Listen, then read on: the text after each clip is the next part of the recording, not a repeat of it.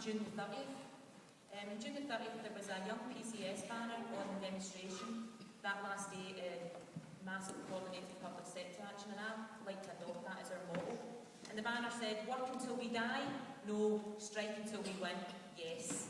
And I really like that motto, and hopefully with tomorrow's demonstration at the STUC for Glasgow and to impact headquarters on Sunday, we can begin that process and join you on the 30th. And with that, I'll introduce Dave Moxham, the Deputy General Secretary of the STUC. Thank you. Thanks very much, Angela. My heart skipped a beat when you said the demonstration was tomorrow, because I've still got quite a lot of things to do. Mary didn't speak for that long, and it's certainly not past midnight. But as you say, I'm here mainly to promote to you the demonstration on Saturday, the 1st of October. But I want to maybe go back a little bit, just in terms of where I think we are now compared to where we were maybe 12 or 14 months ago, because I think that's relevant to the demo on Saturday. And 14 months ago, students were a fairly quiet and well-behaved bunch. The Labour Party was a pro-war, pro-business party, as Mary said. Maybe it hasn't moved far enough yet. Unions, by our own admission, lacked the level of activism and the level of organising that we needed, both in the workplace but also in wider society.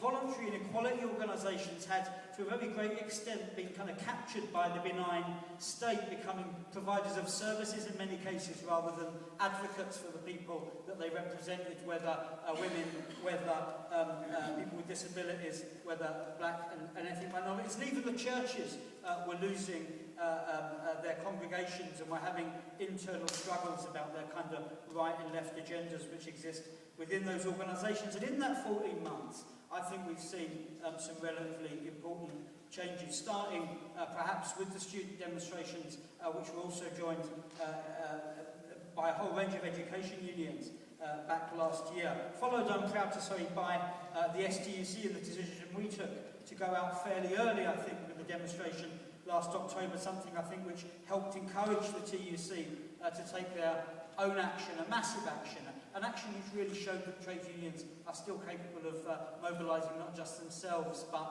a broad range of public opinion when they put their minds to it. An adoption by churches really across the UK of much harder positions on tax justice, on reorganising society in a way that means that poverty won't just be something we feel sorry for people about, but something that we're going to do something about. So a real change, I think, not maybe the change that we had hoped for at this stage, but a change nevertheless.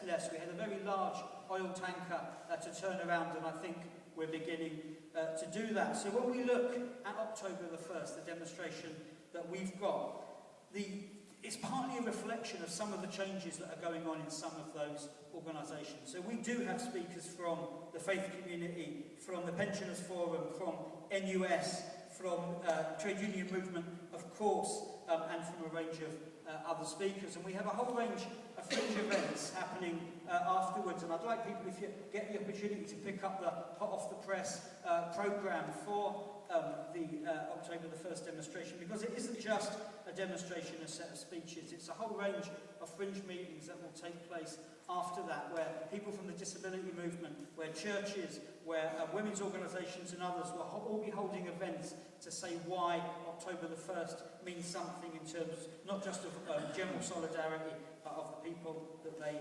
specifically represent. But of course, the other reason that October the 1st is important is because we've got a major battle ahead of us before November the 30th. Because we don't just have to win ballots for November the 30th, we have to win ballots with big majorities and with big turnouts. And when we get to November the 30th, we have to fight for an action which is solid, which is respected by workers on strike, obviously, but also by those who are not on strike, but hopefully in solidarity too. And even before November the 30th, there's a whole range of events coming up that we need to think about. Obviously, on Sunday It's a massive event, a massive turnout outside Tory conference when George Osborne stands up and says why he doesn't believe in a Robin Hood tax is absolutely vital for building that. The event's being organised around the hardest hit demonstration on the, I believe, the 22nd of October is absolutely vital. The work that we've got to do to support quarriers workers in dispute, Stowe college workers in dispute, and I predict a whole range of other organisations that will be in dispute up to and including the 30th of November. So I believe that we've got a massive challenge, but also a massive opportunity. I do believe that that tanker, if you like, that oil tanker is now turning, that those organisations of all different types are beginning to develop dynamics within them which are moving them towards the left and towards the progressive truth that we all support. And so with that, I say that I believe October the 1st will be a big demonstration. I believe October the 2nd will be a big demonstration, and I believe that November the 30th will be a massive demonstration of working class solidarity, and that, at the end of the day, is what we're all working towards. So thanks very much for listening.